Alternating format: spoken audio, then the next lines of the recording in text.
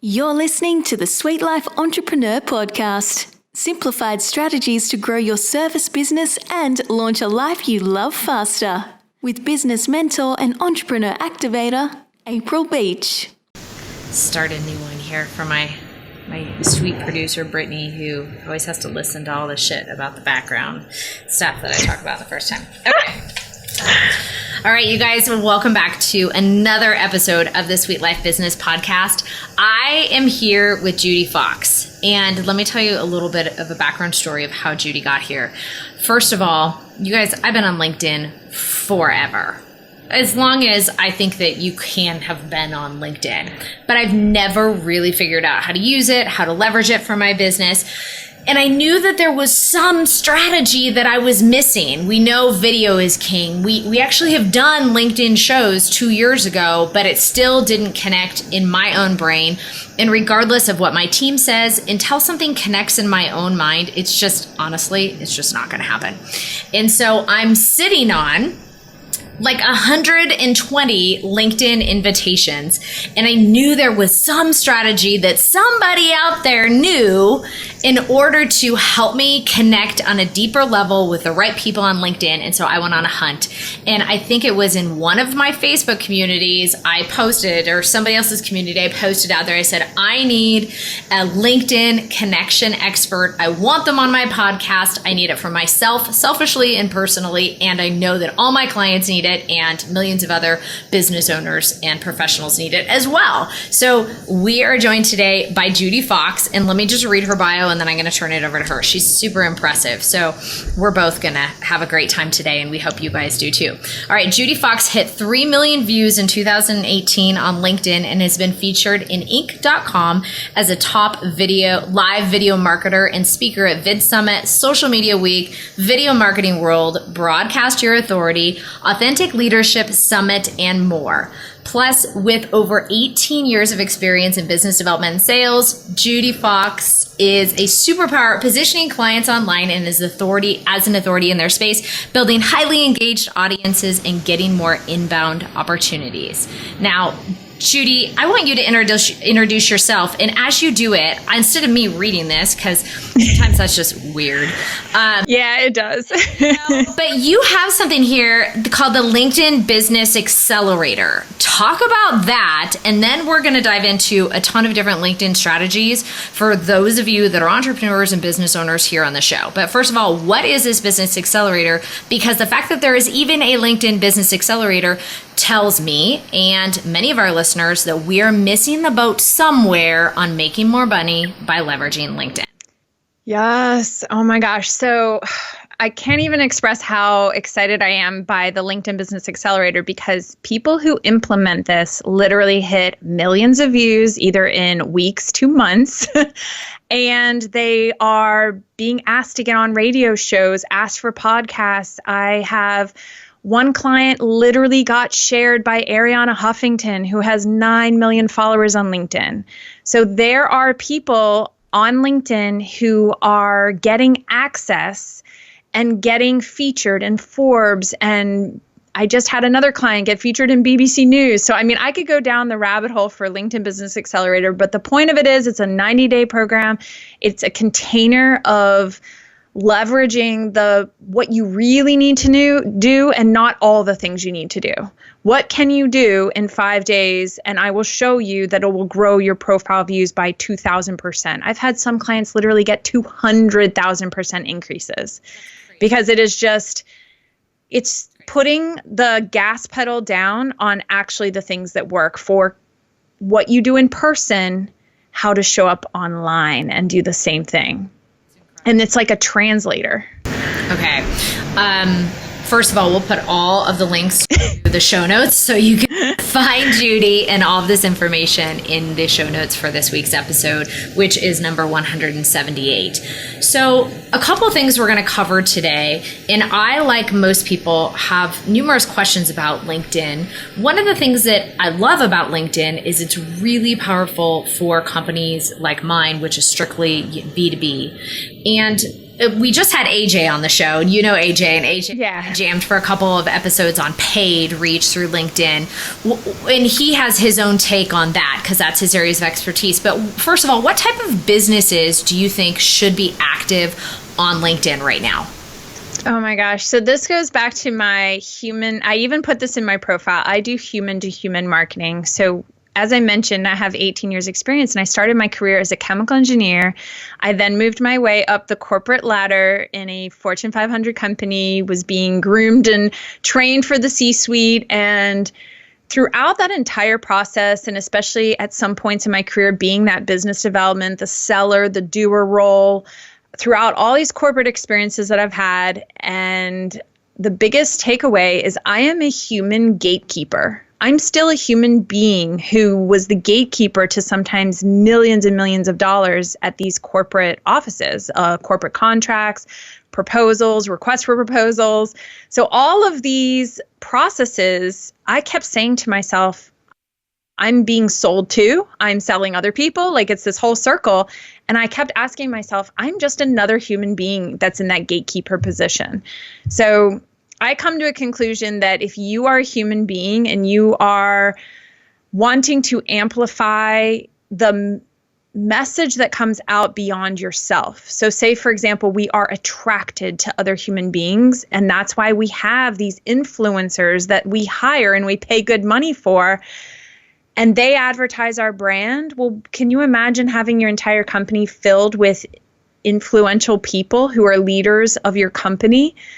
They can be that way on LinkedIn. And it's a very natural space for them to be that way on LinkedIn. So it's almost like we're just amplifying the message of humans. And that's why I say almost anyone can be on LinkedIn. I know that sounds really blunt, but I've seen artists who are doing amazing.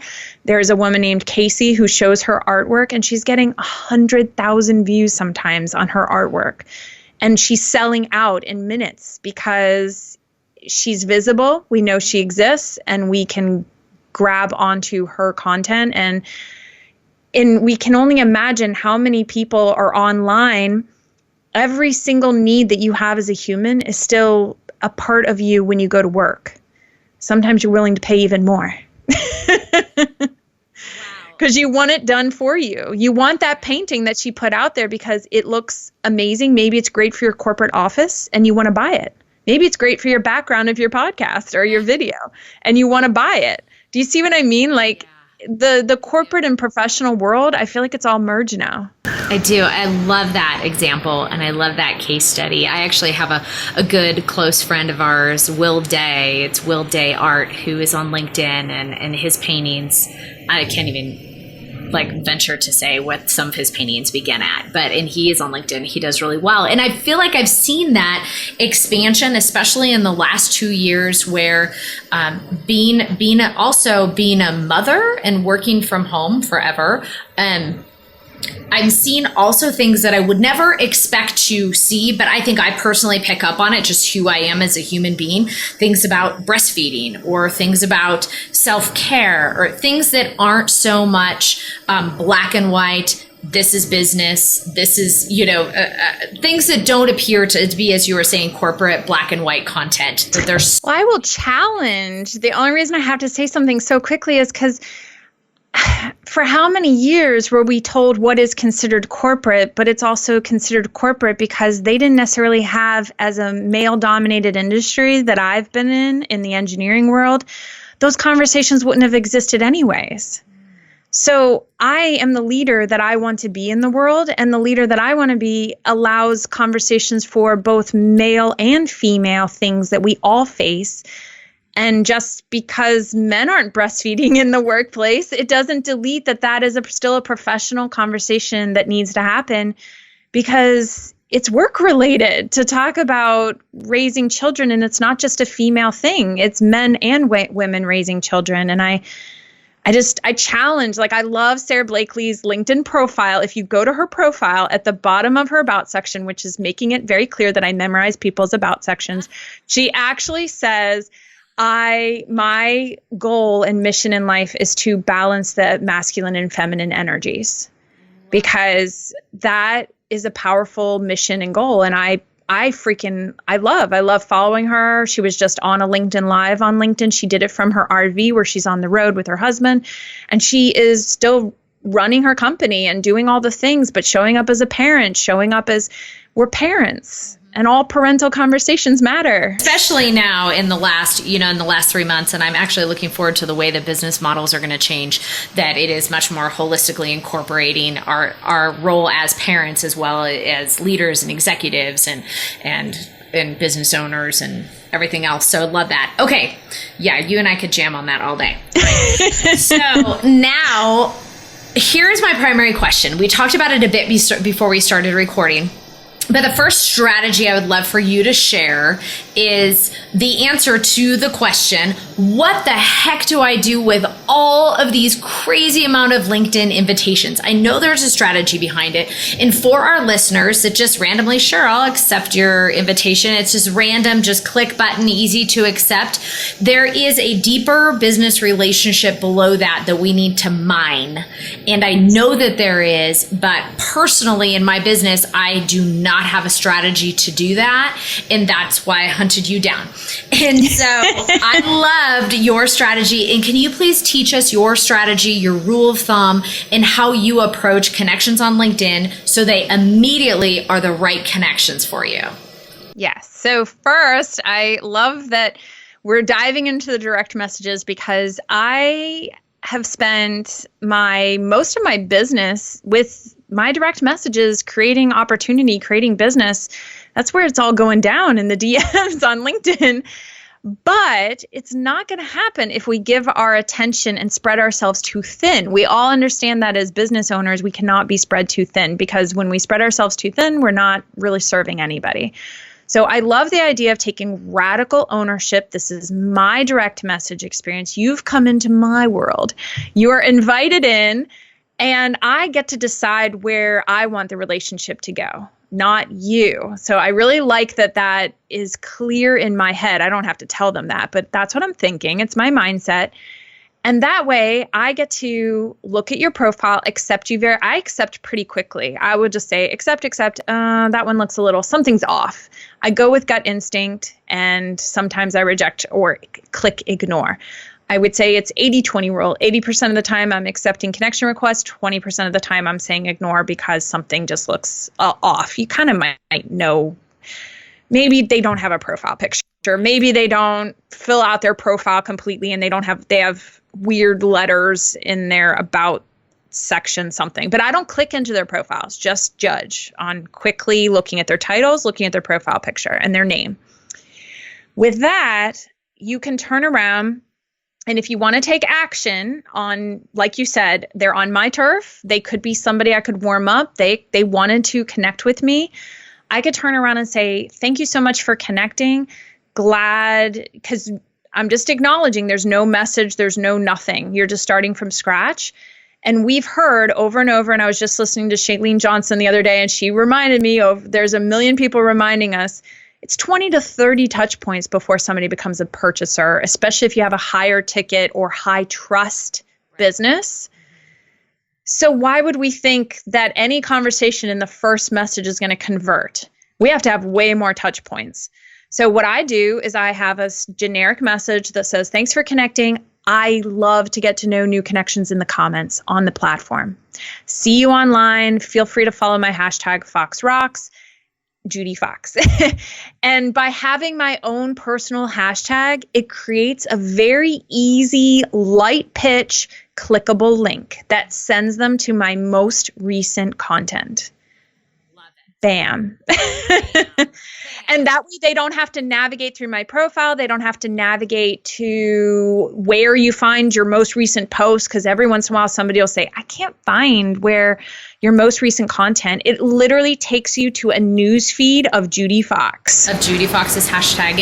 And just a sidestep, so for people that don't know, LinkedIn started using hashtags, 2 years ago now? Yeah, it's not that long. Hasn't been long, but they do really well.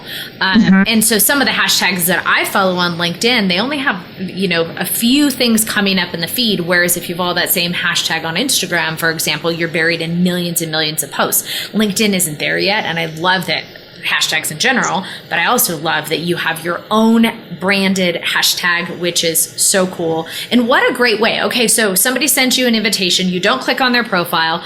I don't know if I like that too sometimes, that LinkedIn always tells people when you view their profile. So you don't necessarily link on their profile. You judge and you assess just based on the information from the invitation, and then you copy and paste this super nice, relatable response saying, hey, great, you want to connect with me? Go ahead and follow my hashtag. So yes, what does this do at this point in time? What happens after this? So what happens is I either have people say, oh my gosh, that's great, you have a cool hashtag, or the responses I get are, I'm excited to engage in the comments, or, if they are respecting the boundaries. The only other message that is freaking awesome is when they turn around and they say, I've been following you for a while and I've been commenting and I love your content. And then isn't that a great next conversation? Because then you've had 10 to 20 touch points potentially. Yeah. So you're finding out by just that message, by the way they respond. Number one, are they going to respect the boundaries, which you didn't make them harsh boundaries. You just said, I like to do this. This is it's like a soft boundary. Yeah. And then if they push back with like, hey, I've already, like, that's awesome. I have been watching your content. I really blah, blah, blah, something, whatever. Maybe they start a conversation that's super hot because you've positioned yourself already. And you wouldn't know that unless you did that message. It's without pushing them to tell you, why did you connect with me? Right. Okay, now I have to do all this work to explain. It almost feels defensive, whereas this one opens up the door. It's like a slight door, but it also opens up the door to just being amazing conversation on the public platform. And if that happens, you're just gaining attention on your content, 1,000 more views or one more comment or one more share. So yeah, and that perfectly brings us into the next thing that I want to talk about. So what an amazing organic way to increase the eyes on your content. I mean, this is brilliant in so many different ways. I'm super stoked to be connected with you and love learning from you already. Kelly, my assistant, is going to be like, oh my gosh, April's going to have 10,000, things for me to do on LinkedIn. And hopefully everyone sends you a connection request. You have more to accept. Right. Everybody send me a connection request so I can practice my new DM and come up with my... Yes, and send them to me. You can experience it too. Right. And I do have to say it's fun to make your own GIFs. Oh, okay. That's beyond. Okay. I know. All right. I have a waving hello GIF. So that way, that's another way to give people one more experience in LinkedIn direct messages that is not the same as everybody else. I'm not trying to pitch. I'm waving hello. And it's just a nice GIF that I can upload really quick. And it's in the GIF library. So I love that. Okay. Yes. All right. Okay. There's a million things that you can do. And send Judy's GIF to you, everybody. When you find it's under JUDIFOX. And shout out to Chad, who helped me first launch my GIFs. Yay. Thank you, Chad. Thank you, Judy. Okay. All right. So let's talk about the content we're posting on LinkedIn. You have 3 different personalities that you talk about as recommendations for ways that individuals can show up on LinkedIn. Can you dive into those 3 different personalities and how to operate within each and why they're brilliantly important? Yes. So instead of thinking, we always come from a place of, I need to be creating content for my business. I need to attract the right clients. And I always tell people, if you start with these 3 pillars of leadership voice. So it's this idea that a leader is recognized by the way that they walk through this earth, by the way that they show up online. And we kind of know when we see their content, but we don't always put our finger on it. But if you break it down on LinkedIn like this, and I'm about to share, I'll start with the opposite first, which is too many people think, and they get on LinkedIn, they come from this, how can I help you? And that tends to be a very, very low-hanging fruit that a lot of people grab onto, and they think that their content needs to come from, how can I help? How can I show up for my ideal client? So this is the opposite. So I want you to delete the world of how can I help you? It's not a bad world, but it hurts us. It really does. It hurts our positioning because it doesn't position you as a leader. It positions you as a helper, helping the helpless. And people on LinkedIn don't want to be helpless. They want to be empowered. They want to also show up as leaders. If you have all of your employees underneath you and you are lifting them up and making them feel amazing, you're not helping them. You are empowering them. So we're going to switch to an empower language. And then the next thing we're going to switch to is the 3 categories, which are the challenger, the creator, and the coach. So I'm going to start with the coach. The coach shows up as a go-to resource. You know when you have a boss that you can trust to go to, or a leader, it doesn't even have to be a boss. You have a colleague in your world, and you know that you can go to them when you say, actually, you did that when you were saying, hey guys, I need to crowdsource for a person to be on my podcast about LinkedIn. You already mentioned that. So you're showing up as a go-to resource, and you're allowing your community to show up as go-to resources in the comments. So instead of just holding court and preaching at us, you were saying, hey, everybody, I know you all are leaders. It's implied by me saying I need a go-to resource. Love it. Yeah. So then you've got that energy, and you can say, these are my top tools for working from home. This is my mindset hack. That was one of my videos I did recently where I broke down my mindset hack. That's a coach. That's a go-to resource for sharing what works for me, but not telling me it has to work for you. Just saying, this is what I do. What do you do? How can you show up as a leader in my comments? Right. Fascinating. Okay, so that's the leader personality. And the second one you mentioned was the creator personality. Yes. The creator personality, for example, I was mentioning Casey is doing her, we think creative types, but we also think, so she's showing us her behind the scenes time lapse of her video. And the psychology behind that is a before and after energy. We freaking love that because there's something that connects in our brains to say, how did a creator get from here to here? It's sharing the journey. So we love the journey. We love seeing how did somebody earn 6 figures? How did somebody get from barely making ends meet to a 7-figure business? Like, how many freaking shows do we want to listen to online and podcasts? So there's that energy. And then the other part of that energy is step-by-step actions. So when we as a creator can show up either with that before and after energy, the journey energy, those types of posts do so well because they're positioned with that mindset to think, how could I take another human being from A to B? Love it. I would say that my downfall is that I would just want to hang out in that personality all the time. Just because I'm a teacher, that's what we do here on the podcast. So I think all of my posts would be like, okay, step by step to go from here to there. But you could and sprinkle in the other ones. Yeah, but I feel like it's just not deep enough the way that we're doing it as a company. To be totally honest, I mean, I throw my own company under the bus here on some of these shows to be like, we suck at this right now. And that's why we're recording this show, and I really do feel like this is something that, as you're teaching and as I'm learning, and if you guys are watching behind the scenes on the video, as I'm taking notes, I have like these crazy Judy Fox notes scratched all over my paper. Hashtag Fox Rocks. As we're doing this, I just would see that I can see myself being like, okay, I think maybe that's all you do. And it's just a little, almost to the point where it's redundant or shallow or something. There's something off about it. But these three... That's where the last leadership style allows you to share a bit more of your, I don't know what to call it, but like it's called the challenger energy. So where you come across as learning from your mistakes, sharing some of the vulnerable parts of your business. And that's probably where you can show up in all these other areas and be vulnerable with the coach saying, hey, I need a resource because, and that's the vulnerable part of the story. Maybe there's a part of that story that is vulnerable to you.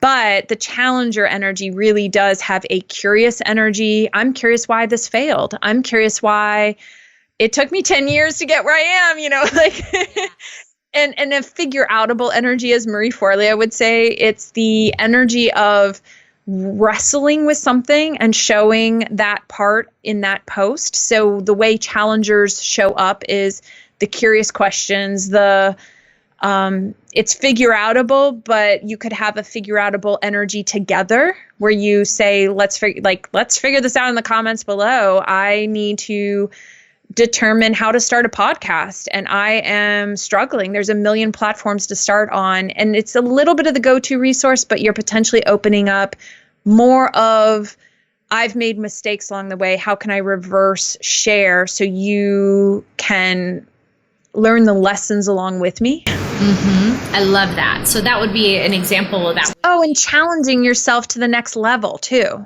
That energy too. I forgot about that. Too. There's the challenger from the past where you challenge your past, but you can also challenge your future. And I meant to mention that because I didn't want to leave you hanging with only looking at past mistakes. You can challenge the future. I have one client that made a post and we decided to do a challenge of reducing our sugars together. And so there's that's still a relevant post for LinkedIn because it came across as a leadership. I still would want to see the leaders of my company, if they are taking on a challenge to exercise, that's something we want to talk about in business, because health and bringing health to the workplace allows us all to operate better and live longer and thrive and have better meetings because we have less cranky people. You know what? I'm just going down the rabbit hole there, but. And mentally process faster and all those things. Yes. 100%. Okay. And, I think that, so a post that would just comes to my mind would be saying, hey, listen, I suck at LinkedIn. Just starting out and just saying, as a company, we aren't connecting here. We haven't really connected here authentically with the right businesses that we know that, we can help. How do you guys do this here? And so, by the way, if you let other people look amazing in the comments to give you advice, it's powerful. It's such a crazy thing, and it's so true. But I think that oftentimes we forget that a lot of the content that we should be creating, and we talk about this a lot on Instagram. You and I both love Instagram, and even Facebook. Even though Facebook and I have a love, absolute, despisingly hate relationship with each other from a business standpoint. But we know the rule of thumb is when people like to share things that make them look good. Just across the board. Shareable content is content. People like to share things that make them look smart and tall and wise and experienced and funny and, all those things. And so that really opening up the LinkedIn communication platform with that same sort of philosophy and understanding that people want to show up and they want to feel good about themselves and they want to position themselves as leaders is absolutely freaking brilliant. And yes. And I will say, leaning into the leadership voice, the one thing that when you were mentioning they want to share because it makes them look good, it makes them taller, it makes them all these things, it also can make them look like their future selves to be a leader at a business, like you were showing up as a leader whatever space. It doesn't matter what your title is, you can be a leader in your space. And there's something very shareable about that too. The idea of you are their future self, and they share your content because they're like, wow, I would love to write something like that. I'd love to put something like that video out into the world. And what that person shared was so powerful to me. I'm going to share it. And I think the highest shares, I think I got close to about 200 shares of a post, and that went to 500,000 views. So it is very, very powerful to be shared on LinkedIn when your content is the one being shared. It basically, I got messages saying, all I do is get on LinkedIn and see your content. I love it. I can't wait to binge your content on LinkedIn. Ooh. Do hashtag Fox Rocks. I will be for sure. So let's do a quick recap about what we talked about today. Beside the fact that we talked about the Sweet Life company sucks on LinkedIn, we will not after this show. And if you're with me and you want to make sure that you are authentically and intentionally connecting with really great partners and affiliates and future clients, then you have hung out with us to the end of the show and you have listened to the whole thing, and you should be applying these strategies too, which are, first thing we talked about, the DM strategy, having a set response and a GIF that you can send to them. And it's that response that really is like, hey, great, thank you so much. Follow my hashtag, which triggers people to go follow your hashtag, actually decide whether or not they want to actually connect with you more. That helps to disqualify, which I love, just as much as it helps to qualify ideal connections on LinkedIn. And it increases your organic reach with your content because you're directing people back to your hashtag. And then you talked about being a leader on LinkedIn and showing up in these 3 different personalities: leadership, creator, and challenger. And so my next question to this, even though this could be an entirely different show, but just to wrap this up, how frequently do you recommend companies or individuals should be posting on LinkedIn currently? It is May 2020, and this always changes with every social media platform. But right now, how often do you think people should be showing up and posting on this platform? So I have the reason why I have this container LinkedIn Business Accelerator is because you really do have different patterns for when you are a cold audience, a warm audience, and a hot audience. I consider my audience to be hot. On average, when I'm posting, I hit the 300 to 600 to 1,000 likes and comments, 10,000 to 100,000 views. So with that audience, it's a different strategy than a cold audience. So I would start with a cold audience and say, you should be commenting. I know that sounds really interesting, but you should be commenting at least 5 to 10 comments that are high quality in your ideal circles, your ideal clients. Go out into that world, into your ideal businesses and conversations you want to be having. So go out and do 5 to 10 of those a day if you can if this is the ideal growth strategy.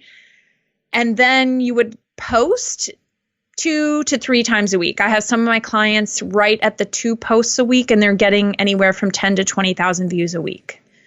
So that's that strategy. The next is what I call it's that warm audience. There you should be testing and playing around a little bit more. And if you want to ramp up commenting, because again, commenting just changes your entire business. And some businesses drive more traffic by commenting and more business by commenting. Some do really well on video. So it's almost like playing around in that medium area. That's where I work with my clients to figure out what's your sweet spot. And then I come up with a sustainable strategy. So my sustainable strategy for myself would be different than yours. Yeah. But mine, for example, is I have a pattern of video, document posts, text only post, or image posts.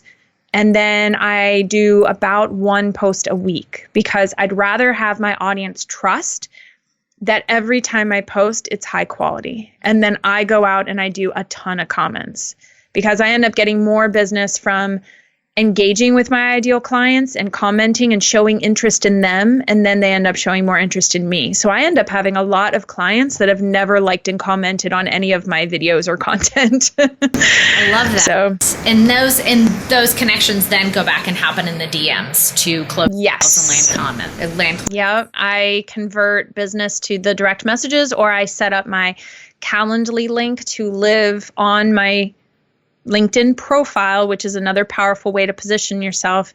It's right there, but it has an application process to it. And the main reason why is because any human being can see your public profile if you have your settings on public. So I do want to have you fill out a few basic questions. Do you have a LinkedIn profile?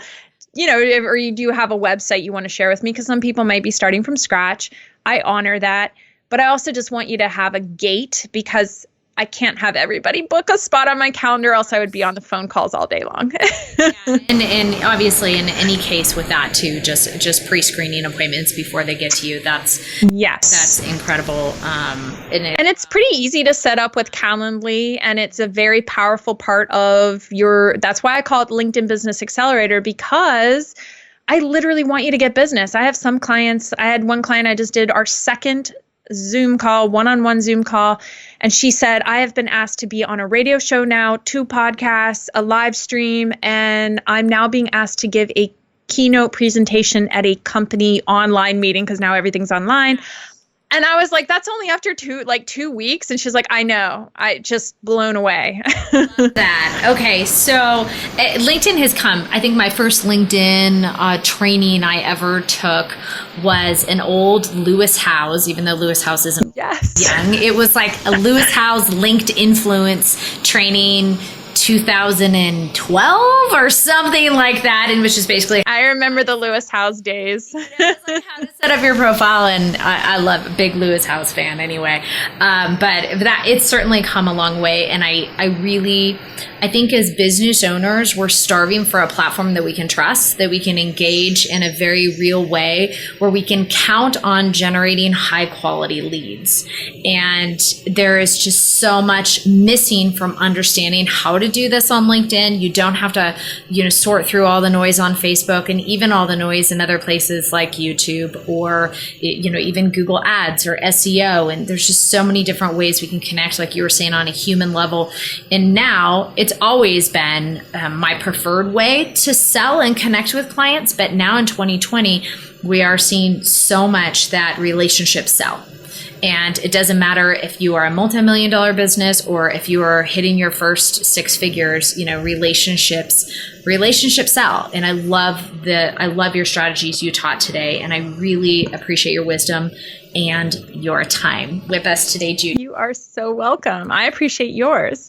I can't wait to binge this. And you guys can you can go to Judy Fox, it's JUDIFOX.com. You follow her hashtag FoxRocks.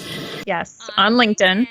And we will go ahead and make sure all the links that we discussed today are available for you in the show notes of this episode, which can be found at sweetlifepodcast.com/178. Thank you so much. I appreciate your time.